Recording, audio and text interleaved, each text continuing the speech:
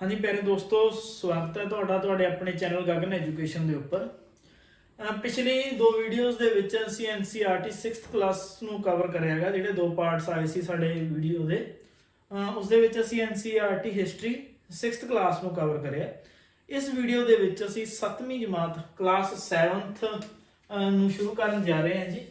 Class 7th ਦਾ ਜਿਹੜਾ first lesson ਹੈ, ਹਜ਼ਾਰਾਂ ਸਾਲਾਂ ਦੌਰਾਨ ਹੋਏ ਪਰਿਵਰਤਨ ਦੀ ਪੜਤਾਲ। ਇਸ ਦੇ ਜਿਹੜੇ ਮੇਨ ਪੁਆਇੰਟ ਨੇ ਉਹ ਕਵਰ ਕਰਾਂਗੇ। ਇੱਕ ਚੀਜ਼ ਅਸੀਂ ਤੁਹਾਨੂੰ ਦੱਸ ਦਈਏ ਸਾਡੀ ਵੀਡੀਓ ਦੇ ਵਿੱਚ ਕਿ ਅਸੀਂ ਟੂ ਦਾ ਪੁਆਇੰਟ ਸਿਰਫ ਉਹਨਾਂ ਚੀਜ਼ਾਂ ਨੂੰ ਹੀ ਕਵਰ ਕਰ ਰਹੇ ਹਾਂ ਜਿਹੜੀਆਂ ਕਿ ਐਗਜ਼ਾਮ ਦੇ ਪੁਆਇੰਟ ਆਫ ਵਿਊ ਨਾਲ ਮੋਸਟ ਇੰਪੋਰਟੈਂਟ ਨੇਗੀਆਂ। ਇਸ ਦੇ ਵਿੱਚ ਫਾਲਤੂ ਦੀਆਂ ਚੀਜ਼ਾਂ ਨੂੰ ਅਸੀਂ ਛੱਡ ਦਿੱਤਾ ਹੈਗਾ ਤਾਂ ਕਿ ਤੁਹਾਡਾ ਸਮਾਂ ਵੀ ਬਚ ਸਕੇ ਅਤੇ ਫਾਲਤੂ ਦੀ ਚੀਜ਼ਾਂ ਦੇ ਵਿੱਚ ਤੁਹਾਨੂੰ ਜ਼ਿਆਦਾ ਟਾਈਮ ਬਰਬਾਦ ਨਾ ਕਰਨਾ ਪਵੇ। ਤਾਂ ਜਿਹੜੀਆਂ ਇੰਪੋਰਟੈਂਟ ਚੀਜ਼ਾਂ ਨੇ एग्जाम के रिगार्डिंग वो असीं सिर्फ तुहाडे सामने लैके आवांगे। तो साडा फस्ट लैसन शुरू करते हैं असीं हज़ारां सालां दे दौरान जिहड़े परिवर्तन होए नेगे उन्हां दी पड़ताल। इस लैसन दे विच जिहड़े कुछ मेन चीज़ां असीं पढ़नियां ने वो असीं इस बोर्ड दे उपर तुहाडे सामने ने उन्हां नूं डिस्कस करांगे, थोड़ा जिहा एलैबोरेट करांगे।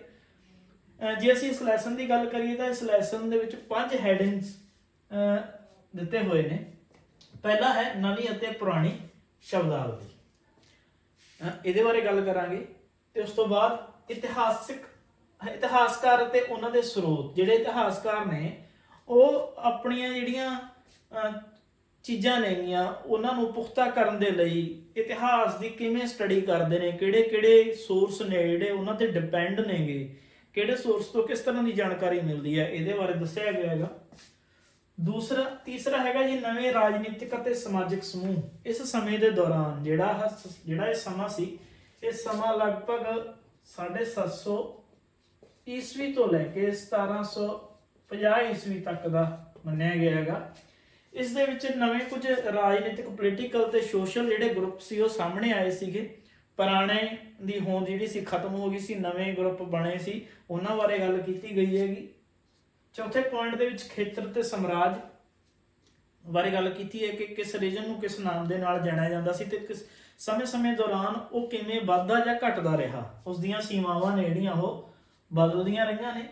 ਤੇ ਲਾਸਟ ਪੁਆਇੰਟ ਹੈ ਜੀ ਪੁਰਾਣੇ ਅਤੇ ਨਵੇਂ ਧਰਮ। ਕੁਝ ਨਵੇਂ ਧਰਮ ਇਸ ਦੌਰਾਨ ਸਾਡੇ ਦੇਸ਼ ਦੇ ਵਿੱਚ ਆ ਗਏ ਸੀ ਤੇ ਪੁਰਾਣੇ ਧਰਮਾਂ ਦੇ ਵਿੱਚ ਜਿਹੜਾ ਕੀ ਚੇਂਜਸ ਆਏ ਸੀ ਉਹਦੇ ਬਾਰੇ ਸਟੱਡੀ ਕੀਤੀ ਗਈ ਹੈਗੀ।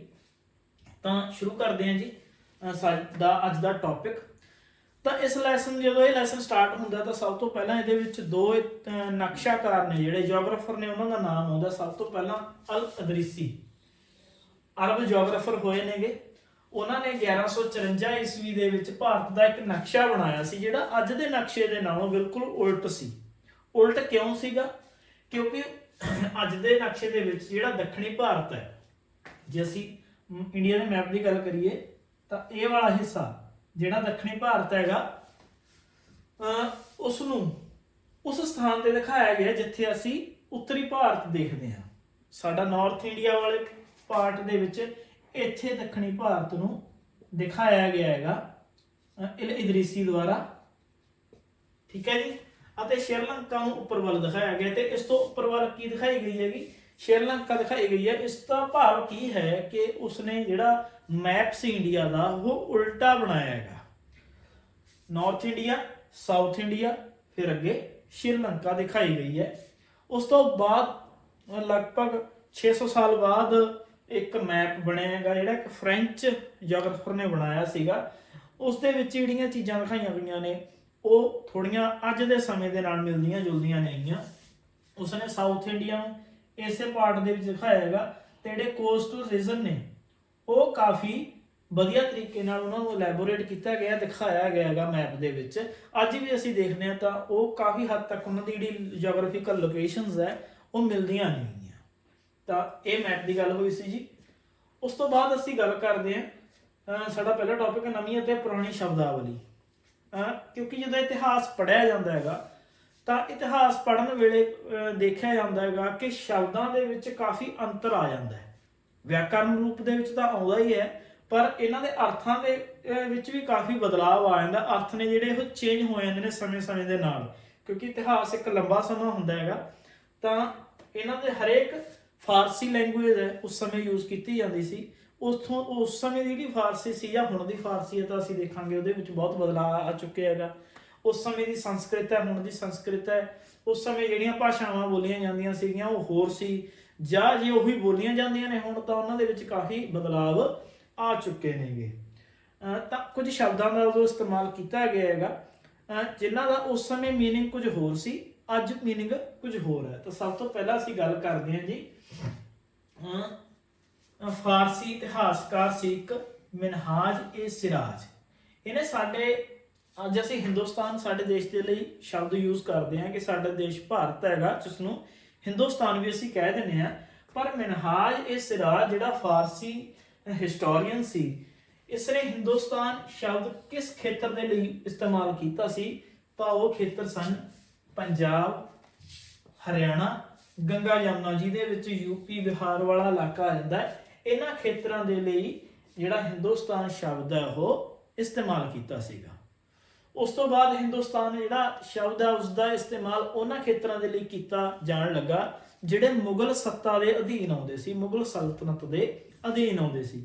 ਇਹਨਾਂ ਦੀਆਂ ਬਾਉਂਡਰੀਜ਼ ਚੇਂਜ ਹੁੰਦੀਆਂ ਰਹੀਆਂ ਨੇ, ਕਿਉਂਕਿ ਸਾਨੂੰ ਪਤਾ ਹੈ ਕਿ ਇਹਨਾਂ ਦੀਆਂ ਸੀਮਾਵਾਂ ਨੇ ਜਿਹੜੀਆਂ ਮੁਗਲ ਸਲਤਨਤ ਦੀਆਂ ਉਹ ਕਦੇ ਘਟਦੀਆਂ ਰਹੀਆਂ ਨੇ, ਕਦੇ ਵੱਧਦੀਆਂ ਰਹੀਆਂ ਨੇ। ਕਿਸੇ ਸਮੇਂ ਇਹ ਜਿਹੜਾ ਸਮਰਾਜ ਆਪਣੀ ਪੀਕ ਤੇ ਰਿਹਾ ਤੇ ਕਿਸੇ ਸਮੇਂ ਇਹਦੇ ਵਿੱਚ ਜਿਹੜੀਆਂ ਬਹੁਤ ਸਾਰੀਆਂ ਡਿਸਟਰੈਕਸ਼ਨਸ ਵੀ ਹੋਈਆਂ ਨੇਗੀਆਂ, ਬਹੁਤ ਸਾਰੀਆਂ ਸੀਮਾਵਾਂ ਨੇ ਜਿਹੜੀਆਂ ਦੂਸਰੇ ਜਿਹੜੇ ਲੋਕਲ ਕਿੰਗ ਸੀਗੇ, ਲੋਕਲ ਰਾਜੇ ਸੀ, ਸਾਮੰਤ ਸੀ, ਉਹਨਾਂ ਨੇ ਕਬਜ਼ਾ ਕਰਕੇ ਆਪਣੇ ਆਪ ਨੂੰ ਆਜ਼ਾਦ ਘੋਸ਼ਿਤ ਕੀਤਾ ਹੈਗਾ।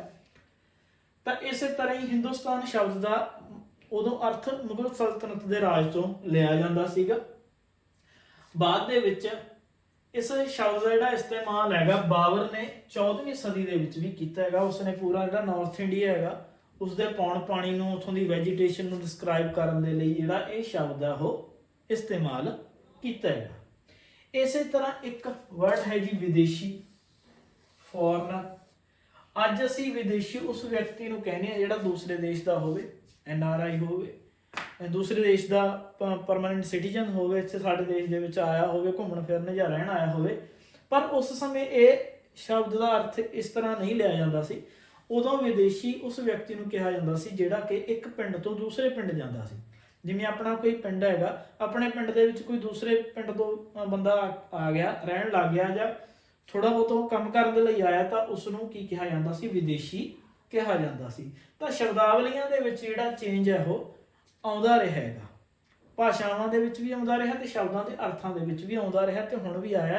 ਤਾਂ ਇਸ ਕਰਕੇ ਇਤਿਹਾਸਕਾਰ ਜਿਹੜੇ ਇਹ ਸਟੱਡੀ ਕਰਦੇ ਨੇਗੇ ਇਹਨਾਂ ਚੀਜ਼ਾਂ ਦੀ, ਤਾਂ ਉਹਨਾਂ ਨੂੰ ਬਹੁਤ ਇਸ ਚੀਜ਼ ਦਾ ਧਿਆਨ ਰੱਖਣਾ ਪੈਂਦਾ ਹੈਗਾ ਕਿ ਪਹਿਲਾਂ ਇਹਨਾਂ ਸ਼ਬਦਾਂ ਦਾ ਜਿਹੜਾ ਅਰਥ ਹੈ ਉਹ ਕੀ ਸੀ ਤੇ ਹੁਣ ਕੀ ਨਿਕਲਦਾ ਹੈ। ਇਸੇ ਤਰ੍ਹਾਂ ਨਵੇਂ ਰਾਜਨੀਤਿਕ ਅਤੇ ਸਮਾਜਿਕ ਸਮੂਹ, ਇਹਦੇ ਵਿੱਚ ਅਸੀਂ ਇਹ ਦੂਸਰਾ ਪਾਰਟ ਵੀ ਕਵਰ ਕਰ ਲਿਆ ਜੀ ਇਤਿਹਾਸ ਵਾਲਾ। ਨਵੇਂ ਰਾਜਨੀਤਿਕ ਤੇ ਸਮਾਜਿਕ ਸਮੂਹਾਂ ਦੇ ਵਿੱਚ ਅਸੀਂ ਦੇਖੀਏ ਤਾਂ ਮੁਗਲ ਸੱਤਾ ਦੇ ਨਾਲ ਨਾਲ ਬਹੁਤ ਸਾਰੇ ਜਿਹੜੇ ਹੋਰ ਰਾਜ ਸੀਗੇ ਉਹ ਵੀ ਸਮੇਂ-ਸਮੇਂ ਤੇ ਆਪਦੇ ਆਪ ਨੂੰ ਅੱਗੇ ਲੈ ਕੇ ਆਉਂਦੇ ਰਹੇ ਨੇਗੇ।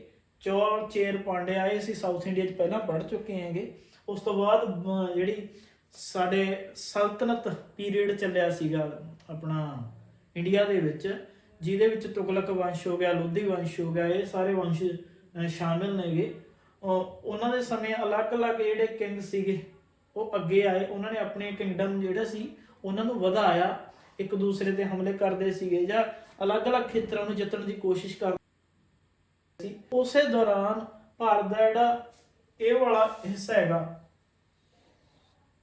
ਇਹ ਵਾਲਾ ਹਿੱਸਾ ਨਾਰਥ ਵੈਸਟਰਨ ਇੰਡੀਆ ਹੈਗਾ, ਇੱਥੇ ਕੁਝ ਨਵੇਂ ਜਿਹੜੇ ਛੋਟੇ-ਛੋਟੇ ਸਮੂਹ ਸੀਗੇ ਉਹ ਪੈਦਾ ਹੋ ਰਹੇ ਸੀ ਤੇ ਹੌਲੀ-ਹੌਲੀ ਉਹ ਆਪਣੇ ਆਪ ਨੂੰ ਤਾਕਤਵਰ ਬਣਾ ਰਹੇ ਸੀ।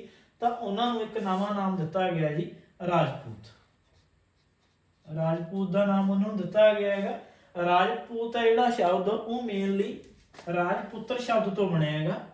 8ਵੀਂ ਤੋਂ 14ਵੀਂ ਸਦੀ ਦੇ ਵਿਚਕਾਰ ਇਹ ਸ਼ਬਦ ਉਹਨਾਂ ਯੋਧਿਆਂ ਦੇ ਲਈ ਵਰਤਿਆ ਜਾਂਦਾ ਸੀਗਾ ਜਿਹੜੇ ਕਿ ਆਪਣੇ ਆਪ ਨੂੰ ਕਿਸ ਵੰਸ਼ ਦਾ ਦੱਸਦੇ ਸੀ? ਖੱਤਰੀ ਵੰਸ਼ ਦਾ। ਜਿਹੜੇ ਦੱਸਦੇ ਸੀ ਕਿ ਅਸੀਂ ਖੱਤਰੀ ਵੰਸ਼ ਦੇ ਨਾਲ ਸੰਬੰਧਿਤ ਹਾਂ, ਉਹਨਾਂ ਦੇ ਲਈ ਇਹ ਜਿਹੜਾ ਸ਼ਬਦ ਹੈ ਉਹ ਇਸਤੇਮਾਲ ਕੀਤਾ ਜਾਂਦਾ ਸੀ।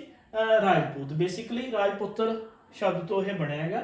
8ਵੀਂ ਤੋਂ 14ਵੀਂ ਸਦੀ ਦੇ ਵਿਚਕਾਰ ਇਹਦਾ ਜਿਹੜਾ ਇਸਤੇਮਾਲ ਹੋਣਾ ਉਹ ਸ਼ੁਰੂ ਹੋਇਆ ਸੀਗਾ ਤੇ ਬਾਅਦ ਦੇ ਵਿੱਚ ਇਹਦੇ ਵਿੱਚ ਕਾਫੀ ਸਾਰੇ ਜਿਹੜੇ ਲੋਕ ਹੋਰ ਸ਼ਾਮਲ ਹੋਣ ਲੱਗੇ ਸੀਗੇ। ਤੇ ਇਸੇ ਸਮੇਂ ਦੌਰਾਨ ਛੋਟੇ ਛੋਟੇ ਹੋਰ ਸਮੂਹ ਜਿਵੇਂ ਕਿ ਸਿੱਖ, ਰਹੇਲੇ, ਪਠਾਨ, ਉਹਨਾਂ ਦਾ ਉਦੈ ਵੀ ਹੋਇਆ ਸੀਗਾ। ਉਹਨਾਂ ਨੇ ਵੀ ਆਪਣੇ ਆਪ ਨੂੰ ਪਾਵਰਫੁਲ ਦਰਸਾਉਣਾ ਸ਼ੁਰੂ ਕਰ ਦਿੱਤਾ ਸੀਗਾ, ਨਵੇਂ ਨਵੇਂ ਇਲਾਕਿਆਂ ਨੂੰ ਜਿੱਤਣਾ ਸ਼ੁਰੂ ਕਰਤਾ ਸੀਗਾ। ਉਹਨਾਂ ਦੀ ਹੋਂਦ ਨੂੰ ਵੀ ਸਵੀਕਾਰਿਆ ਗਿਆ ਉਸ ਸਮੇਂ ਦੌਰਾਨ।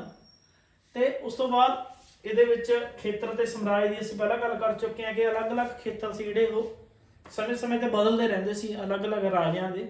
ਕਿਸੇ ਸਮੇਂ ਤੁਗਲਕ ਵੰਸ਼ ਦਾ ਖੇਤਰ ਸੀ ਜਿਹੜਾ ਉਹ ਦੂਸਰਿਆਂ ਤੇ ਹਾਵੀ ਹੁੰਦਾ ਸੀ। ਸਲਤਨਤ ਪੀਰੀਅਡ ਦੇ ਦੌਰਾਨ ਸਲਤਨਤ ਜਿਹੜੇ ਸੁਲਤਾਨ ਸੀਗੇ ਉਹ ਹਾਵੀ ਸੀਗੇ। ਉਸ ਤੋਂ ਬਾਅਦ ਕੁਝ ਸਮਾਂ ਆਇਆ ਕਿ ਰਾਜਪੂਤਾਂ ਦਾ ਵਰਚਸਵ ਰਿਹਾ ਹੈਗਾ, ਉਹਨਾਂ ਨੇ ਕਾਫੀ ਹਿੱਸੇ ਤੇ ਕਬਜ਼ਾ ਕਰ ਲਿਆ ਸੀਗਾ। ਉਸ ਤੋਂ ਬਾਅਦ ਮੁਗਲ ਆਏ ਨੇ 14ਵੀਂ ਸਦੀ ਤੋਂ ਬਾਅਦ ਦੀ ਗੱਲ, ਠੀਕ ਹੈ ਜੀ। ਤੇ ਉਸ ਤੋਂ ਬਾਅਦ ਲਾਸਟ ਸਾਡਾ ਪੁਆਇੰਟ ਹੈ ਇਸ ਦੇ ਵਿੱਚ ਪੁਰਾਣੇ ਅਤੇ ਨਵੇਂ ਧਰਮ। ਪੁਰਾਣਾ ਹਿੰਦੂ ਧਰਮ ਹੈ, ਉਹਦੇ ਵਿੱਚ ਬਹੁਤ ਸਾਰੇ ਚੇਂਜ ਆ ਗਏ ਸੀਗੇ, ਬਹੁਤ ਸਾਰੇ ਰੀਤੀ ਰਿਵਾਜ ਨਵੇਂ ਜਿਹੜੇ ਐਡ ਹੋ ਗਏ ਸੀ, ਪੁਰਾਣੇ ਖਤਮ ਹੋ ਗਏ ਸੀਗੇ। ਜਿਵੇਂ ਕਿ ਭਗਤੀ ਜਿਹੜੀ ਪਰੰਪਰਾ ਹੈ ਉਹ ਆਈ ਸੀਗੀ। ਭਗਤੀ ਦੇ ਵਿੱਚ ਜਿਹੜਾ ਪਰਮਾਤਮਾ ਉਸ ਨੂੰ ਅਲੱਗ ਤਰੀਕੇ ਨਾਲ ਦਿਖਾਉਣ ਦੀ ਕੋਸ਼ਿਸ਼ ਕੀਤੀ ਗਈ ਸੀਗੀ। ਤੇ ਇਸੇ ਦੌਰਾਨ ਭਾਰਤ ਦੇ ਵਿੱਚ ਜਿਹੜਾ ਮੁਸਲਿਮ ਧਰਮ ਹੈ ਉਹ ਵੀ ਆ ਚੁੱਕਿਆ ਸੀਗਾ। ਕੁਰਾਨ ਸ਼ਰੀਫ ਦੇ ਜਿਹੜੇ ਮੈਸੇਜ ਨੇ, ਸੰਦੇਸ਼ ਨੇ, ਉਹ ਭਾਰਤ ਦੇ ਵਿੱਚ ਪਹਿਲੀ ਵਾਰ 7th ਸੈਂਚੁਰੀ ਦੇ ਵਿੱਚ, 7ਵੀਂ ਸਦੀ ਦੇ ਵਿੱਚ ਆਏ ਸੀ। ਕਿਵੇਂ ਆਏ ਸੀ? ਕੁਝ ਵਪਾਰੀ ਅਤੇ ਪ੍ਰਵਾਸੀ ਲੋਕ ਸੀ ਜਿਹੜੇ ਉਹ ਇਹਨਾਂ ਚੀਜ਼ਾਂ ਨੂੰ ਲੈ ਕੇ ਆਏ ਸੀ। ਤੇ ਹੌਲੀ ਹੌਲੀ ਜਿਵੇਂ ਜਿਵੇਂ ਸਲਤਨਤ ਪੀਰੀਅਡ ਸਾਡੇ ਤੇ ਰਾਜ ਕਰਦੀ ਗਈ, ਸੁਲਤਾਨ ਸਾਡੇ ਤੇ ਰਾਜ ਕਰਦੇ ਗਏ, ਤਾਂ ਇਸ ਧਰਮ ਦਾ ਜਿਹੜਾ ਫੈਲਾਅ ਹੈ ਉਹ ਹੋਰ ਹੁੰਦਾ ਗਿਆ। ਇਸੇ ਤਰ੍ਹਾਂ ਹਿੰਦੂ ਧਰਮ ਵੀ ਨਾਲ ਨਾਲ ਚੱਲਦਾ ਰਿਹਾ, ਉਹਦੇ ਵਿੱਚ ਵੀ ਕੁਝ ਚੇਂਜਸ ਆਉਂਦੇ ਰਹੇ। ਤਾਂ ਇਹ ਜਿਹੜੀਆਂ ਚੀਜ਼ਾਂ ਨੇ ਇਹ ਇੰਪੋਰਟੈਂਟ ਨੇ ਸਿਰਫ ਫਸਟ ਲੈਸਨ ਦੇ ਵਿੱਚੋਂ, ਹੋਰ ਇਸ ਦੇ ਵਿੱਚੋਂ ਕੋਈ ਜ਼ਿਆਦਾ ਇੰਪੋਰਟੈਂਟ ਚੀਜ਼ ਨਹੀਂ ਹੈ। ਇਹ ਤੁਸੀਂ ਪੜ੍ਹ ਲੈਣੀਆਂ ਨੇਗੀਆਂ ਇੱਕ ਵਾਰ। ਸਾਰਾ ਕੁਝ ਮੇਨ ਚੀਜ਼ਾਂ ਅਸੀਂ ਇੱਥੇ ਕੱਢ ਕੇ ਤੁਹਾਡੇ ਸਾਹਮਣੇ ਰੱਖ ਦਿੱਤੀਆਂ ਨੇ। ਤਾਂ ਇਸੇ ਤਰ੍ਹਾਂ ਹੀ ਅਸੀਂ ਸੈਕੰਡ ਲੈਸਨ ਵੀ ਸ਼ੁਰੂ ਕਰਨ ਜਾ ਰਹੇ ਹਾਂ।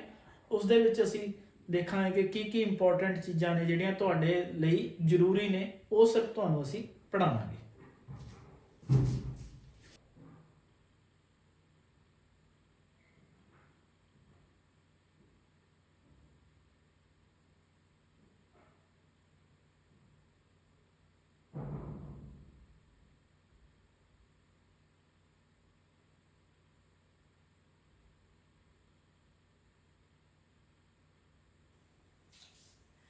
ਹਾਂਜੀ, ਹੁਣ ਅਸੀਂ ਸ਼ੁਰੂ ਕਰਨ ਜਾ ਰਹੇ ਹਾਂ ਸਾਡਾ ਲੈਸਨ ਨੰਬਰ 2, ਦੂਸਰਾ ਲੈਸਨ, ਨਵੇਂ ਰਾਜਾ ਅਤੇ ਉਹਨਾਂ ਦੇ ਰਾਜ।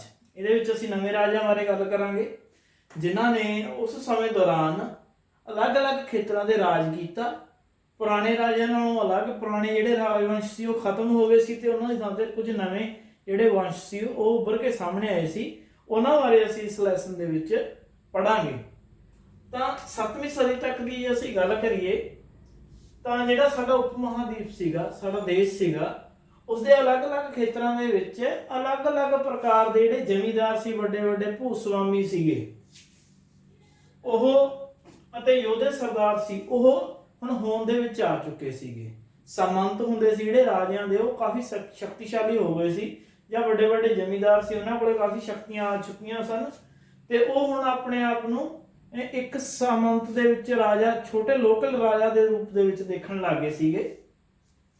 ਤੇ ਉਹਨਾਂ ਨੂੰ ਹੁਣ ਰਾਜੇ ਵੀ ਸਾਮੰਤ ਕਹਿੰਦੇ ਸੀਗੇ, ਸਾਮੰਤ ਦੇ ਰੂਪ ਵਿੱਚ ਮਾਨਤਾ ਦਿੰਦੇ ਸੀਗੇ। ਅਤੇ ਇਹਨਾਂ ਸਾਮੰਤਾਂ ਦੇ ਵਿੱਚ ਬਹੁਤ ਸਾਰੇ ਸਾਮੰਤ ਇਸ ਤਰ੍ਹਾਂ ਦੇ ਸੀ ਜਿਹੜੇ ਬਹੁਤ ਜ਼ਿਆਦਾ ਹੀ, ਜਿਨ੍ਹਾਂ ਨੇ ਸ਼ਕਤੀ ਪ੍ਰਾਪਤ ਕਰ ਲਈ ਸੀ, ਉਹ ਆਪਣੇ ਆਪ ਨੂੰ ਮਹਾ ਸਾਮੰਤ ਜਾਂ ਫਿਰ ਮਹਾਮੰਡਲੇਸ਼ਵਰ ਕਹਿਣਾ ਉਹਨਾਂ ਨੇ ਸ਼ੁਰੂ ਕਰ ਦਿੱਤਾ ਸੀ। ਮਹਾਮੰਡਲੇਸ਼ਵਰ ਦਾ ਮਤਲਬ ਹੈ ਪੂਰੇ ਮੰਡਲ ਦਾ ਸੁਆਮੀ, ਜਿਹੜੇ ਪੂਰੇ ਸਾਮੰਤਾਂ ਦੇ ਸਾਮੰਤ, ਉਹਨਾਂ ਨੂੰ ਮਹਾਮੰਡਲੇਸ਼ਵਰ ਕਿਹਾ ਜਾਂਦਾ ਸੀ। ਇਹਨਾਂ ਦੇ ਵਿੱਚੋਂ ਜੇ ਅਸੀਂ ਐਗਜ਼ਾਮਪਲ ਦੀ ਗੱਲ ਕਰੀਏ ਤਾਂ ਸਭ ਤੋਂ ਵਧੀਆ ਜਿਹੜੀ ਐਗਜ਼ਾਮਪਲ ਸਾਨੂੰ ਮਿਲਦੀ ਹੈ ਉਹ ਦੱਖਣ ਦੇ ਵਿੱਚ ਰਾਸ਼ਟਰਕੂਟਾਂ ਦੀ ਮਿਲਦੀ ਹੈਗੀ। ਇਹ ਚਾਲੁਕਿਆ ਦੇ ਅਧੀਨ ਸੀਗੇ, ਪਹਿਲਾਂ ਸਾਮੰਤ ਸੀਗੇ ਜਿਹੜੇ ਰਾਸ਼ਟਰਕੂਟ ਸੀ, ਕਰਨਾਟਕ ਦੇ ਵਿੱਚ ਚਾਲੁਕਿਆ ਵੰਸ਼ ਦੇ ਅਧੀਨ ਸੀ, ਪਰ ਬਾਅਦ ਦੇ ਵਿੱਚ ਇਹ ਇੰਨੇ ਸ਼ਕਤੀਸ਼ਾਲੀ ਹੋ ਗਏ ਕਿ ਅਲੱਗ ਵੰਸ਼ ਦੇ ਦੌਰ ਤੇ ਇਹਨਾਂ ਨੇ ਆਪਣੇ ਆਪ ਨੂੰ ਸਥਾਪਿਤ ਕਰ ਲਿਆ ਸੀਗਾ। ਰਾਸ਼ਟਰਕੂਟਾਂ ਦੇ ਵਿੱਚ ਅਸੀਂ ਪ੍ਰਸਿੱਧ ਰਾਜਿਆਂ ਦੀ ਗੱਲ ਕਰੀਏ ਤਾਂ ਦੰਤੀ ਤੁਰਗ ਇੱਕ ਫੇਮਸ ਰਾਜਾ ਹੋਇਆਗਾ ਰਾਸ਼ਟਰਕੂਟਾਂ ਦਾ, ਜਿਸ ਨੇ ਕਿ ਹਿਰਣਿਆ ਗਰਭ ਜਿਹੜਾ ਅਨੁਸ਼ਠਾਨ ਸੀ ਉਹ ਕੀਤਾ ਸੀਗਾ। ਸੋਨੇ ਦਾ ਗਰਭ, ਇਸ ਦਾ ਮਤਲਬ ਇਹ ਹੈ ਇਹ ਅਨੁਸ਼ਠਾਨ ਉਹ ਲੋਕ ਕਰਦੇ ਸੀ ਜਿਹੜੇ ਕਿ ਕਸ਼ਤਰੀ ਨਹੀਂ ਹੁੰਦੇ ਸੀ ਜਨਮ ਤੋਂ, ਪਰ ਰਾਜਾ ਬਣਨ ਦੇ ਲਈ ਇੱਕ ਅਨੁਸ਼ਠਾਨ ਕਰਦੇ ਸੀਗੇ ਹਿਰਣੇ ਗਰਭ ਜਿਸ ਦਾ ਨਾਮ ਸੀਗਾ, ਤੇ ਉਸ ਤੋਂ ਬਾਅਦ ਆਪਣੇ ਆਪ ਨੂੰ ਕਸ਼ਤਰੀ ਦੇ ਰੂਪ ਦੇ ਵਿੱਚ, ਰਾਜਾ ਦੇ ਰੂਪ ਦੇ ਵਿੱਚ ਲੋਕਾਂ ਅੱਗੇ ਪੇਸ਼ ਕਰਦੇ ਸੀ ਤੇ ਲੋਕ ਉਹਨਾਂ ਨੂੰ ਮਾਨਤਾ ਦਿੰਦੇ ਸੀ ਰਾਜਾ ਦੇ ਰੂਪ ਦੇ ਵਿੱਚ। ਤਾਂ ਦੰਤੀ ਦੁਰਗ ਨੇ ਇਹ ਜਿਹੜਾ ਅਨੁਸ਼ਠਾਨ ਹੈ ਉਹ ਕੀਤਾ ਸੀਗਾ। ਰਾਸ਼ਟਰਕੂਟ ਰਾਜਾ ਸੀ। ਰਾਸ਼ਟਰਕੂਟ ਜਿਵੇਂ ਕਿ ਆਪਾਂ ਪਹਿਲਾਂ ਗੱਲ ਕੀਤੀ ਹੈ ਚਾਲੁਕਿਆਂ ਦੇ ਸਾਮੰਤ ਸੀ ਪਹਿਲਾਂ, ਬਾਅਦ ਦੇ ਵਿੱਚ ਇਹਨਾਂ ਨੇ ਆਪਣੇ ਆਪ ਨੂੰ ਅਲੱਗ ਕਰ ਲਿਆ ਸੀ, ਉਹਨਾਂ ਦੀ ਜਿਹੜੀ ਅਧੀਨਤਾ ਸਵੀਕਾਰ ਕਰਨ ਤੋਂ ਮਨਾ ਕਰ ਦਿੱਤਾ ਸੀਗਾ। ਕਿਸਨੇ ਮਨਾ ਕੀਤਾ ਸੀ? ਦੰਤੀ ਤੁਰਕ ਨੇ। ਅਤੇ ਉਹਨਾਂ ਦੀ ਅਧੀਨਤਾ ਸਵੀਕਾਰ ਕਰਨ ਤੋਂ ਮਨਾ ਕਰਨ ਤੋਂ ਬਾਅਦ ਇਸਨੇ ਹਿਰਣੇ ਗਰਭ ਜਿਹੜਾ ਅਨੁਸ਼ਠਾਨ ਕੀਤਾ ਸੀ ਤੇ ਆਪਣੇ ਆਪ ਨੂੰ ਰਾਜਾ ਘੋਸ਼ਿਤ ਕਰ ਦਿੱਤਾ ਸੀਗਾ। ਇਸ ਤੋਂ ਇਲਾਵਾ ਹੋਰ ਬਹੁਤ ਸਾਰੀਆਂ ਜਿਹੜੀਆਂ ਐਗਜ਼ਾਮਪਲਸ ਨੇ ਉਹ ਵੀ ਸਾਨੂੰ ਹਿਸਟਰੀ ਦੇ ਵਿੱਚ ਮਿਲਦੀਆਂ ਨੇਗੀਆਂ ਇਸ ਤਰ੍ਹਾਂ ਦੀਆਂ, ਜਿਹੜੇ ਲੋਕ ਸੀਗੇ ਕੁਝ ਜਿਹੜੇ ਕਸ਼ਤਰੀ ਨਾ ਹੋ ਕੇ ਫਿਰ ਵੀ ਉਹਨਾਂ ਨੇ ਰਾਜ ਕੀਤਾ ਹੈਗਾ ਉਸ ਸਮੇਂ ਦੇ ਦੌਰਾਨ। ਉਹਨਾਂ ਦੇ ਵਿੱਚੋਂ ਕਦੰਬ, ਮਯੂਰ ਸ਼ਰਮਣ, ਗੁਰਜਰ ਪ੍ਰਤਿਹਾਰ ਇਹ ਕਾਫੀ ਫੇਮਸ ਰਹੇ ਨੇਗੇ, ਜਿਨ੍ਹਾਂ ਨੇ ਰਾਜਸਥਾਨ ਗੁਜਰਾਤ ਦੇ ਏਰੀਏ ਦੇ ਉੱਪਰ ਰਾਜ ਕੀਤਾ ਹੈਗਾ। ਉਸ ਤੋਂ ਬਾਅਦ ਹਰੀਚੰਦ ਬ੍ਰਾਹਮਣ, ਇਹ ਸਾਰੇ ਸੀਗੇ ਜਿਹੜੇ ਜਨਮ ਤੋਂ ਕਸ਼ਤਰੀ ਨਹੀਂ ਸੀ ਪਰ ਬ੍ਰਾਹਮਣ ਸੀਗੇ ਜਾਂ ਅਲੱਗ-ਅਲੱਗ ਜਾਤੀਆਂ ਨਾਲ ਸੰਬੰਧ ਰੱਖਦੇ ਸੀ, ਪਰ ਫਿਰ ਵੀ ਇਹਨਾਂ ਨੇ ਕੀ ਕੀਤਾ ਹੈਗਾ? ਰਾਜ ਕੀਤਾ ਹੈਗਾ। ਇਸ ਤਰ੍ਹਾਂ ਦੇ ਅਨੁਸ਼ਠਾਨ ਕੀਤੇ ਸੀਗੇ ਤੇ ਜਿਹੜੇ ਲੋਕ ਸੀ ਇਹਨਾਂ ਨੇ ਜ਼ਿਆਦਾਤਰ ਕਰਨਾਟਕ ਅਤੇ ਰਾਜਸਥਾਨ ਦੇ ਖੇਤਰ ਦੇ ਉੱਪਰ ਉਸ ਸਮੇਂ ਰਾਜ ਕੀਤਾ ਹੈਗਾ। ਤਾਂ ਇਸ ਲੈਸਨ ਦੇ ਵਿੱਚ ਇਹ ਪਹਿਲਾ ਪਾਰਟ ਸੀ ਜਿਸ ਦੇ ਵਿੱਚ ਅਸੀਂ ਗੱਲ ਕੀਤੀ ਕਿ ਸਮੰਤ ਸੀਗੇ, ਭੂਸਵਾਮੀ ਸੀ ਜਿਨ੍ਹਾਂ ਨੂੰ ਸਮੰਤ ਕਿਹਾ ਜਾਣ ਲੱਗ ਗਿਆ, ਉਹ ਕੁਝ ਮਹਾਸਮੰਤ ਬਣ ਗਏ, ਕੁਝ ਮਹਾਮੰਡਲੇਸ਼ਵਰ ਆਪਣੇ ਆਪ ਨੂੰ ਕਹਾਉਣ ਲੱਗ ਪਏ। ਇਸੇ ਤਰ੍ਹਾਂ ਰਾਸ਼ਟਰਕੂਟਾਂ ਦੀ ਗੱਲ ਕੀਤੀ ਜਿਹੜੇ ਚਾਲੁਕਿਆ ਦੇ ਅਧੀਨ ਸੀ। ਫਿਰ ਉਸ ਤੋਂ ਬਾਅਦ ਦੰਤੀ ਤੁਰਕ ਆਇਆ ਜਿਸ ਨੇ ਉਹਨਾਂ ਦੀ ਅਧੀਨਤਾ ਮੰਨਣ ਤੋਂ ਇਨਕਾਰ ਕਰਤਾ, ਹਿਰਣੇ ਗਰਭ ਕੀਤਾ ਤੇ ਫਿਰ ਕੁਝ ਐਗਜ਼ਾਮਪਲਸ ਲਈਆਂ ਨੇ। ਸੈਕੰਡ ਪਾਰਟ ਦੇ ਵਿੱਚ ਅਸੀਂ ਕਨੌਜ ਬਾਰੇ ਗੱਲ ਕਰਦੇ ਹਾਂ। ਕਨੌਜ ਉਦੋਂ ਇੱਕ ਪ੍ਰਮੁੱਖ ਵਪਾਰਕ ਅਤੇ ਰਾਜਨੀਤਿਕ ਕੇਂਦਰ ਸੀਗਾ ਸੱਤਾ ਦਾ, ਜਿਸ ਤੇ ਹਰੇਕ ਜਿਹੜਾ ਵੰਸ਼ ਸੀ ਉਹ ਰਾਜ ਕਰਨਾ ਚਾਹੁੰਦਾ ਸੀ, ਕਬਜ਼ਾ ਕਰਨਾ ਚਾਹੁੰਦਾ ਸੀ। ਤੇ ਇਸੇ ਤਰ੍ਹਾਂ ਤਿੰਨ ਵੰਸ਼ ਗੁਰਜਰ ਪ੍ਰਤਿਹਾਰ, ਰਾਸ਼ਟਰਕੂਟ ਅਤੇ ਪਾਲ ਵੰਸ਼, ਇਹਨਾਂ ਦੇ ਵਿੱਚ ਆਪਸੀ ਕੰਪੀਟੀਸ਼ਨ ਸੀ, ਮੁਕਾਬਲਾ ਸੀ ਕਨੌਜ ਦੇ ਉੱਪਰ ਕਬਜ਼ਾ ਕਰਨ ਨੂੰ ਲੈ ਕੇ। ਇਸ ਤੇ ਇਹਨਾਂ ਦੇ ਜਿਹੜੇ ਸੰਘਰਸ਼ ਨੂੰ ਤਿੰਨ ਪੱਖੀ ਸੰਘਰਸ਼, ਤ੍ਰੈ ਪੱਖੀ ਸੰਘਰਸ਼ ਦਾ ਨਾਮ ਦਿੱਤਾ ਜਾਂਦਾ ਹੈਗਾ ਹਿਸਟਰੀ ਦੇ ਵਿੱਚ। ਉਸ ਤੋਂ ਬਾਅਦ ਅਸੀਂ ਗੱਲ ਕਰਦੇ ਹਾਂ ਜੀ ਕਿਤਾਬ ਉਲ ਹਿੰਦ ਬਾਰੇ। ਇਹ ਇੱਕ ਕਿਤਾਬ ਹੈ ਜਿਹੜੀ ਕਿ ਅਲਬਰੂਨੀ ਜਿਹੜਾ ਅਰਬ ਲੇਖਕ ਸੀ ਇਸ ਦੁਆਰਾ ਲਿਖੀ ਗਈ ਸੀ। ਭਾਰਤ ਦੇ ਬਾਰੇ ਲਿਖੀ ਗਈ ਹੈ, ਹਿੰਦ ਦੇ ਬਾਰੇ ਲਿਖੀ ਗਈ ਹੈ, ਇੱਥੋਂ ਦਾ ਪੌਣ ਪਾਣੀ ਬਨਸਪਤੀ ਲੋਕਾਂ ਬਾਰੇ। ਤੇ ਅਲਬਰੂਨੀ ਅਰਬ ਲੇਖਕ ਸੀਗਾ ਜਿਹੜਾ ਕਿ ਮਹਿਮੂਦ ਗਜ਼ਨੀ ਦੇ ਹਮਲਿਆਂ ਸਮੇਂ ਮਹਿਮੂਦ ਗਜ਼ਨੀ ਦੇ ਨਾਲ ਭਾਰਤ ਦੇ ਵਿੱਚ ਆਇਆ ਸੀ ਤੇ ਇੱਥੇ ਕੁਝ ਸਮਾਂ ਰਹਿ ਕੇ ਗਿਆ ਸੀ ਤੇ ਬਾਅਦ ਦੇ ਵਿੱਚ ਉਸਨੇ ਇਹ ਬੁੱਕ ਲਿਖੀ ਸੀ ਕਿਤਾਬ ਉਲ ਹਿੰਦ, ਜਿਹੜੀ ਕਿ ਕਾਫੀ ਫੇਮਸ ਹੈ ਤੇ ਕਈ ਵਾਰ ਇਸ ਤੇ ਪ੍ਰਸ਼ਨ ਹੈ ਜਿਹੜਾ ਉਹ ਆ ਜਾਂਦਾ ਹੁੰਦਾ ਹੈ। ਹੁਣ ਸਾਡਾ ਜਿਹੜਾ ਨੈਕਸਟ ਸੈਕਸ਼ਨ ਹੈ ਇਸ ਲੈਸਨ ਦਾ, ਉਸ ਦੇ ਵਿੱਚ ਇਹ ਹੈ ਜੀ ਚੌਲ ਵੰਸ਼ ਹੈ ਜਿਹੜਾ ਉਹ ਸੱਤਾ ਦੇ ਵਿੱਚ ਕਿਵੇਂ ਆਇਆ, ਪਾਵਰ ਦੇ ਵਿੱਚ ਕਿਵੇਂ ਆਇਆ। ਸਭ ਤੋਂ ਪਹਿਲਾਂ ਅਸੀਂ ਚੌਲ ਵੰਸ਼ ਦੀ ਗੱਲ ਕਰਦੇ ਹਾਂ। ਅਸਲ ਦੇ ਵਿੱਚ ਇੱਕ ਕਾਵੇਰੀ ਡੈਲਟਾ ਜਿਹੜਾ ਸਾਊਥ ਦਾ ਇੱਕ ਪਾਰਟ ਹੈਗਾ, ਕਾਵੇਰੀ ਡੈਲਟਾ, ਇਸ ਖੇਤਰ ਤੇ ਇਹਨਾਂ ਨੇ ਰਾਜ ਕੀਤਾ ਸੀਗਾ। ਇਸ ਖੇਤਰ ਦੇ ਪਹਿਲਾਂ ਜਿਹੜਾ ਰਾਜ ਸੀ ਉਹ ਮੁਟਰਿਆਰਾਂ ਦਾ ਸੀ। ਮੁਟਰਿਆਰ ਸੀ ਜਿਹੜੇ ਉਹ ਕਾਂਚੀਪੁਰਮ ਦੇ ਪੱਲਵ ਰਾਜਿਆਂ ਦੇ ਮਾਤਹਤ ਸੀਗੇ, ਉਹ ਇੱਥੇ ਰਾਜ ਕਰਦੇ ਸੀ। ਇੱਕ ਮੁਖੀਆ ਪਰਿਵਾਰ ਸੀ ਮੁਟਰਿਆਰਾਂ ਦਾ, ਇਹ ਰਾਜ ਕਰਦਾ ਸੀ। ਪਰ ਇਹਨਾਂ ਨੂੰ ਕਿਸ ਨੇ ਹਰਾਇਆ ਸੀ? ਵਿਜਯਾਲੇ ਨੇ ਹਰਾ ਦਿੱਤਾ ਸੀਗਾ। ਵਿਜਯਾਲੇ ਕੌਣ ਸੀ ਜੀ? ਉਰੀਅਰ ਦੇ ਚੌਲ ਵੰਸ਼ੀ ਪ੍ਰਾਚੀਨ ਮੁਖੀਆ ਪਰਿਵਾਰ ਦਾ, ਉਰੀਅਰ ਦੇ ਚੌਲ ਵੰਸ਼ੀ ਪ੍ਰਾਚੀਨ ਮੁਖੀਆ ਪਰਿਵਾਰ ਦਾ ਇੱਕ ਮੈਂਬਰ ਸੀਗਾ ਵਿਜਯਾਲੇ, ਜਿਨ੍ਹਾਂ ਨੇ ਮੁਟਰਿਆਰਾਂ ਨੂੰ ਹਰਾਤਾ ਸੀ ਜਿਹੜੇ ਕਿ ਕਾਵੇਰੀ ਡੈਲਟਾ ਦੇ ਉੱਪਰ ਰਾਜ ਕਰਦੇ ਸੀਗੇ। ਤੇ ਇਸਨੇ ਚੌਲ ਵੰਸ਼ ਦੀ ਸਥਾਪਨਾ ਕੀਤੀ ਸੀ ਵਿਜਯਾਲੇ ਨੇ, ਪਹਿਲਾ ਸ਼ਾਸਕ ਮੰਨਿਆ ਜਾਂਦਾ ਇਸ ਨੂੰ ਚੌਲ ਵੰਸ਼ ਦਾ। ਤੰਜਾਵਰ ਸ਼ਹਿਰ ਦੀ ਸਥਾਪਨਾ ਕੀਤੀ ਸੀ ਤੇ ਇਸ ਤੋਂ ਇਲਾਵਾ ਨਿਸੰਭ ਸੁਦਨੀ ਦੇਵੀ ਦਾ ਮੰਦਿਰ ਵੀ ਇਸਨੇ ਬਣਵਾਇਆ ਸੀਗਾ। ਤੇ ਚੌਲਾਂ ਨੇ ਬਹੁਤ ਸਾਰੇ ਖੇਤਰਾਂ ਦੇ ਉੱਪਰ ਰਾਜ ਕੀਤਾ ਸੀ, ਕਬਜ਼ਾ ਕੀਤਾ ਸੀ। ਉੱਤਰ ਦੇ ਵਿੱਚ ਇਹਨਾਂ ਨੇ ਪਾਂਡਿਆਂ ਅਤੇ ਪੱਲਵ ਇਲਾਕੇ ਸੀ ਜਿਹੜੇ ਉਹਨਾਂ ਨੂੰ ਵੀ ਆਪਣੇ ਕਬਜ਼ੇ ਦੇ ਵਿੱਚ ਲੈ ਲਿਆ ਸੀ। ਚੌਲਾਂ ਦੇ ਜੇ ਅਸੀਂ ਪ੍ਰਸਿੱਧ ਰਾਜਿਆਂ ਦੀ ਗੱਲ ਕਰੀਏ ਤਾਂ ਦੋ ਹੋਏ ਨੇਗੇ ਮੇਨ, ਇੱਕ ਰਾਜਾ ਰਾਜ ਪਹਿਲਾ, ਦੂਸਰਾ ਰਾਜੇਂਦਰ ਪਹਿਲਾ। ਰਾਜਾ ਰਾਜ ਪਹਿਲਾ ਇਹਨੇ ਕਾਫੀ ਸਾਰੇ ਮੰਦਿਰਾਂ ਦਾ ਨਿਰਮਾਣ ਕੀਤਾ ਸੀ, ਸ਼ਹਿਰਾਂ ਦਾ ਨਿਰਮਾਣ ਕਰਵਾਇਆ ਸੀ। ਗੰਗਾਈਕੋਂਡਾ ਚੋਲਾਪੁਰਮ ਦੀ ਜਿਹੜੀ ਉਪਾਧੀ ਆ ਉਹ ਧਾਰਨ ਕੀਤੀ ਸੀਗੀ। ਤੇ ਰਾਜੇਂਦਰ ਪਹਿਲਾ ਨੇ ਵੀ ਕਾਫੀ ਖੇਤਰਾਂ ਦੇ ਉੱਪਰ ਕਬਜ਼ਾ ਕੀਤਾ ਸੀ ਤੇ ਪਹਿਲੀ ਵਾਰ ਜਲ ਸੈਨਾ ਸੀ ਜਿਹੜੀ ਉਹ ਰਾਜੇਂਦਰ ਪਹਿਲੇ ਦੁਆਰਾ ਤਿਆਰ ਕੀਤੀ ਗਈ ਸੀ, ਜਿਹੜਾ ਕਿ ਇੱਕ ਚੌਲ ਸ਼ਾਸਕ ਸੀ ਸਾਊਥ ਇੰਡੀਆ ਦੇ ਵਿੱਚ। ਤਾਂ ਇਸ ਸੈਕਸ਼ਨ ਦੇ ਵਿੱਚ ਅਸੀਂ ਤਿੰਨ ਚੀਜ਼ਾਂ ਬਾਰੇ ਗੱਲ ਕੀਤੀ ਹੈ। ਪਹਿਲਾਂ ਸਾਮੰਤਾਂ ਬਾਰੇ, ਭੂਸਵਾਮੀਆਂ ਬਾਰੇ, ਜਿਨ੍ਹਾਂ ਦੇ ਵਿੱਚ ਅਸੀਂ ਫਿਰ ਅੱਗੇ ਗੱਲ ਕੀਤੀ ਜੀ ਰਾਸ਼ਟਰਕੂਟ ਕਿਵੇਂ ਹੋਂਦ ਦੇ ਵਿੱਚ ਆਏ ਸੀ, ਚਾਲੁਕਿਆਂ ਤੋਂ ਮੁਕਤ ਹੋ ਕੇ। ਦੰਤੀ ਤੁਰਗ ਇਹਨਾਂ ਦਾ ਸ਼ਾਸਕ ਸੀ ਜਿਸ ਨੇ ਹਿਰਣਿਆਗਰਭ ਕੀਤਾ। ਉਸ ਤੋਂ ਬਾਅਦ ਕੁਝ ਐਗਜ਼ਾਮਪਲਸ ਅਸੀਂ ਲਈਆਂ ਨੇ। ਫਿਰ ਅਸੀਂ ਤਿੰਨ ਪੱਖੀ ਸੰਘਰਸ਼ ਦੀ ਗੱਲ ਕੀਤੀ ਹੈ ਕਨੌਜ ਦੇ ਉੱਪਰ। ਗੁਰਜਰ ਪ੍ਰਤਿਹਾਰ, ਰਾਸ਼ਟਰਕੂਟ ਤੇ ਪਾਲ ਵੰਸ਼ ਦਾ ਆਪਸੀ ਮੁਕਾਬਲਾ ਸੀ। ਉਸ ਤੋਂ ਬਾਅਦ ਕਿਤਾਬੁਲ ਹਿੰਦ, ਥੋੜਾ ਜਿਹਾ ਇਹਦੇ ਬਾਰੇ ਸੰਖੇਪ ਦੇ ਵਿੱਚ ਜਾਣਕਾਰੀ ਦਿੱਤੀ ਹੈ, ਕਈ ਵਾਰ ਆ ਜਾਂਦਾ ਕੁਐਸਚਨ। ਫਿਰ ਅਸੀਂ ਚੌਲ ਵੰਸ਼ ਦੀ ਗੱਲ ਕੀਤੀ ਹੈ। ਚੌਲ ਵੰਸ਼ ਕਿਵੇਂ ਹੋਂਦ ਚ ਆਇਆ? ਕਾਵੇਰੀ ਡੈਲਟੇ ਦੇ ਉੱਪਰ ਇਹ ਰਾਜ ਸੀਗਾ। ਪਹਿਲਾਂ ਇੱਥੇ ਮੁਟਰਿਆਰ ਸੀ ਜਿਹੜੇ ਉਹ ਪੱਲਵ ਰਾਜਾਂ ਦੀ ਮਾਤ ਸੀ, ਉਹ ਰਾਜ ਕਰਦੇ ਸੀਗੇ। ਉਹਨਾਂ ਨੂੰ ਹਰਾਇਆ ਸੀ ਵਿਜਯਾਲਯ ਨੇ, ਜਿਹੜਾ ਕਿ ਉਰੀਅਰ ਦੇ ਚੌਲ ਵੰਸ਼ੀ ਪ੍ਰਾਚੀਨ ਪਰਿਵਾਰਾਂ ਦੇ ਵਿੱਚੋਂ ਇੱਕ ਸੀਗਾ। ਉਸ ਤੋਂ ਬਾਅਦ ਉਸਨੇ ਇਹ ਸ਼ਹਿਰ ਤੇ ਮੰਦਿਰ ਦਾ ਨਿਰਮਾਣ ਕਰਵਾਇਆ ਸੀ। ਫਿਰ ਉੱਤਰ ਦੇ ਵਿੱਚ ਇਹਨਾਂ ਨੇ ਪਾਂਡਿਅਨ ਤੇ ਪੱਲਵ ਇਲਾਕਿਆਂ ਦੇ ਜਿੱਤ ਪ੍ਰਾਪਤ ਕੀਤੀ ਸੀ। ਰਾਜਾ ਰਾਜ ਪਹਿਲਾ ਤੇ ਰਾਜੇਂਦਰ ਪਹਿਲਾ ਇਹਨਾਂ ਦੇ ਪ੍ਰਸਿੱਧ ਰਾਜੇ ਸਨ। ਕੰਟੀਨਿਊ ਕਰਦੇ ਹੈਗੇ ਤਾਂ ਚੌਲ ਰਾਜਿਆਂ ਬਾਰੇ ਅਸੀਂ ਪੜ੍ਹ ਰਹੇ ਸੀ, ਚੌਲ ਵੰਸ਼ ਬਾਰੇ ਪੜ੍ਹ ਰਹੇ ਸੀਗੇ। ਉਸ ਤੋਂ ਬਾਅਦ ਚੌਲ ਵੰਸ਼ ਦੇ ਵਿੱਚ ਮੰਦਿਰ ਅਤੇ ਕਾਂਸੀ ਮੂਰਤੀ ਕਲਾ ਬਾਰੇ ਅਸੀਂ ਗੱਲ ਕਰਾਂਗੇ। ਰਾਜਾ ਰਾਜ ਤੇ ਰਾਜੇਂਦਰ ਪਹਿਲੇ ਬਾਰੇ ਅਸੀਂ ਗੱਲ ਕੀਤੀ ਸੀਗੀ ਕਿ ਫੇਮਸ ਰਾਜੇ ਸੀ ਚੌਲ ਵੰਸ਼ ਦੇ। ਤੇ ਇਹਨਾਂ ਨੇ ਕਈ ਜਿਹੜੇ ਦੱਖਣ ਪੂਰਬ ਏਸ਼ੀਆ ਦੇ ਦੇਸ਼ਾਂ ਦੇ ਉੱਪਰ ਵੀ ਹਮਲੇ ਕੀਤੇ ਸੀ ਤੇ ਕਈ ਹੋਰ ਬਹੁਤ ਸਾਰੇ ਜਿਹੜੇ ਖੇਤਰ ਸੀ ਉਹਨਾਂ ਨੂੰ ਆਪਣੇ ਕਬਜ਼ੇ ਦੇ ਵਿੱਚ ਲੈ ਲਿਆ ਸੀਗਾ। ਇਸ ਤੋਂ ਇਲਾਵਾ ਇਹਨਾਂ ਨੇ ਕਈ ਮੰਦਿਰ ਬਣਵਾਏ ਸੀ, ਉਪਾਧੀਆਂ ਧਾਰਨ ਕੀਤੀਆਂ ਸੀ, ਜਿਵੇਂ ਕਿ ਤੰਜੌਰ ਦਾ ਮੰਦਿਰ ਅਤੇ ਗੰਗਾਈਕੋਂਡ ਚੋਲਪੁਰਮ ਦਾ ਮੰਦਿਰ ਦਾ ਜਿਹੜਾ ਨਿਰਮਾਣ ਹੈ ਉਹ ਰਾਜਾ ਰਾਜ ਅਤੇ ਰਾਜੇਂਦਰ ਪਹਿਲੇ ਦੁਆਰਾ ਕਰਵਾਇਆ ਗਿਆ ਸੀਗਾ।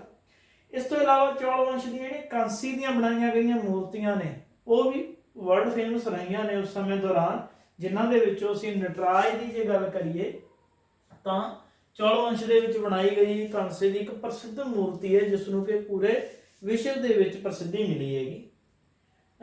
ਇਹ ਇਹਨਾਂ ਦੀ ਮੂਰਤੀ ਕਲਾ ਤੇ ਮੰਦਿਰ ਨਿਰਮਾਣ ਦੇ ਬਾਰੇ ਸੀ। 7th ਕਲਾਸ ਦੇ ਵਿੱਚ ਜਿੰਨਾ ਕਿ ਦਿੱਤਾ ਹੋਏਗਾ, ਅੱਗੇ ਅਸੀਂ ਡਿਟੇਲ ਦੇ ਵਿੱਚ ਵੀ ਕਰਾਂਗੇ। ਉਸ ਤੋਂ ਬਾਅਦ ਉਰ, ਕਿਸਾਨਾਂ ਦੀਆਂ ਬਸਤੀਆਂ ਨੂੰ ਉਰ ਕਿਹਾ ਜਾਂਦਾ ਸੀ। ਪਿੰਡਾਂ ਦੇ ਸਮੂਹ ਨੂੰ ਨਾਡੂ ਦਾ ਨਾਮ ਦਿੱਤਾ ਜਾਂਦਾ ਸੀ। ਇਹ ਕੁਝ ਟਰਮਸ ਨੇਗੀਆਂ ਜਿਹੜੀਆਂ ਕਿ ਯਾਦ ਰੱਖਣ ਯੋਗ ਨੇ, ਕਈ ਵਾਰ ਪੁੱਛ ਲਿਆ ਜਾਂਦਾ ਕਿ ਉਰ ਕੀ ਹੈ। ਕਿਸਾਨਾਂ ਦੀਆਂ ਬਸਤੀਆਂ ਨੂੰ ਉਰ ਕਿਹਾ ਜਾਂਦਾ ਸੀ ਅਤੇ ਨਾਡੂ ਪਿੰਡਾਂ ਦੇ ਸਮੂਹ ਨੂੰ ਕਿਹਾ ਜਾਂਦਾ ਸੀ। ਇਸ ਤੋਂ ਇਲਾਵਾ ਜਿਹੜੇ ਵਿਲਾਲ ਜਾਤੀ ਦੇ ਅਮੀਰ ਕਿਸਾਨ ਸੀਗੇ ਉਹਨਾਂ ਨੂੰ ਕੰਟਰੋਲ ਦਿੱਤਾ ਹੋਇਆ ਸੀ ਚੌਲ ਸਰਕਾਰ ਦੇ ਵਿੱਚ, ਚੌਲ ਵੰਸ਼ ਦੇ ਵਿੱਚ, ਕਿ ਉਹ ਨਾਡੂ ਪਿੰਡਾਂ ਦੇ ਸਮੂਹ ਸੀ ਜਿਹੜੇ ਉਹਨਾਂ ਦਾ ਜਿਹੜਾ ਕੰਮਕਾਜ ਹੈ ਉਸ ਦੀ ਦੇਖ ਰੇਖ ਕਰਨ। ਵਿਲਾਲ ਜਾਤੀ ਦੇ ਅਮੀਰ ਕਿਸਾਨਾਂ ਦੇ ਕੋਲ ਇਹ ਸਾਰਾ ਜ਼ਿੰਮਾ ਸੀਗਾ। ਤੇ ਜਿਹੜੇ ਉਸ ਸਮੇਂ ਦੇ ਸਾਮੰਤ ਸੀ, ਭੂਸਵਾਮੀ ਸੀ ਜਾਂ ਅਮੀਰ ਕਿਸਾਨ ਸੀਗੇ, ਉਹਨਾਂ ਨੂੰ ਅਲੱਗ-ਅਲੱਗ ਉਪਾਧੀਆਂ ਵੀ ਚੌਲ ਰਾਜਿਆਂ ਨੇ ਉਸ ਸਮੇਂ ਦਿੱਤੀਆਂ ਸੀ, ਜਿਹੜੀਆਂ ਕਿ ਕਾਫੀ ਵੱਡੀਆਂ ਉਪਾਧੀਆਂ ਸੀ, ਜਿਵੇਂ ਕਿ ਮੋਵੇਂਦ ਵੇਲਨ ਦੀ ਜਿਹੜੀ ਉਪਾਧੀ ਹੈ ਇਹ ਦਿੱਤੀ ਗਈ ਸੀ। ਇਹਦਾ ਮਤਲਬ ਕੀ ਹੈ? ਤਿੰਨ ਰਾਜਿਆਂ ਨੂੰ ਆਪਣੀਆਂ ਸੇਵਾਵਾਂ ਪ੍ਰਦਾਨ ਕਰਨ ਵਾਲਾ। ਮੋਵੇਂਦ ਵੇਲਨ ਉਸ ਵਿਅਕਤੀ ਨੂੰ ਕਿਹਾ ਜਾਂਦਾ ਹੈਗਾ ਜਿਹੜਾ ਕਿ ਤਿੰਨ ਰਾਜਿਆਂ ਨੂੰ ਆਪਣੀਆਂ ਸੇਵਾਵਾਂ ਪ੍ਰਦਾਨ ਕਰ ਚੁੱਕਿਆ ਹੋਵੇ, ਤਾਂ ਉਸ ਉਪਾਧੀਆਂ ਦਿੱਤੀਆਂ ਗਈਆਂ ਸੀ। ਇਸ ਤੋਂ ਇਲਾਵਾ ਅਰੀਆ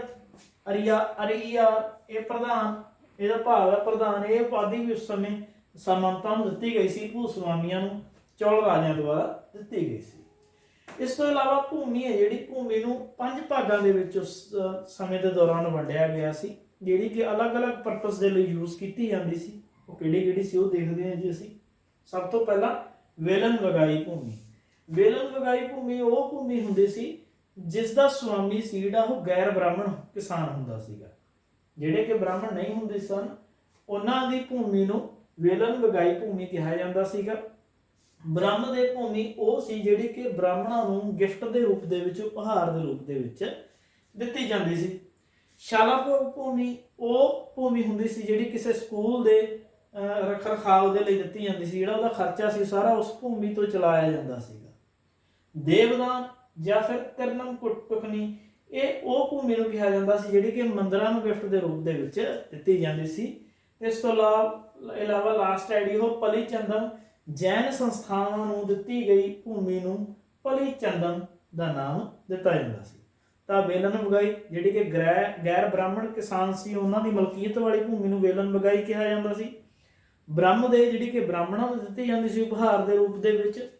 ਉਸ ਤੋਂ ਇਲਾਵਾ ਸ਼ਾਲਾ ਭੋਗ ਸਕੂਲ ਦੇ ਲਈ, ਸਕੂਲ ਦੇ ਰੱਖ ਰਖਾਵ ਦੇ ਲਈ ਜਿਹੜੀ ਭੂਮੀ ਰੱਖੀ ਜਾਂਦੀ ਸੀ ਰਿਜ਼ਰਵ। ਤੇ ਦੇਵਦਾਨ ਜਾਂ ਫਿਰ ਤਿਰਨਮ ਟੁਕਨੀ ਇਹ ਜਿਹੜੀ ਕਿ ਮੰਦਰਾਂ ਨੂੰ ਦਿੱਤੀ ਜਾਂਦੀ ਸੀ ਗਿਫਟ ਦੇ ਰੂਪ ਦੇ ਵਿੱਚ। ਤੇ ਪਲੀ ਚੰਦਨ ਜੈਨ ਸੰਸਥਾਵਾਂ ਨੂੰ ਦਿੱਤੀ ਜਾਣ ਵਾਲੀ ਜਿਹੜੀ ਭੂਮੀ ਹੈ ਉਸ ਨੂੰ ਕਿਹਾ ਗਿਆ।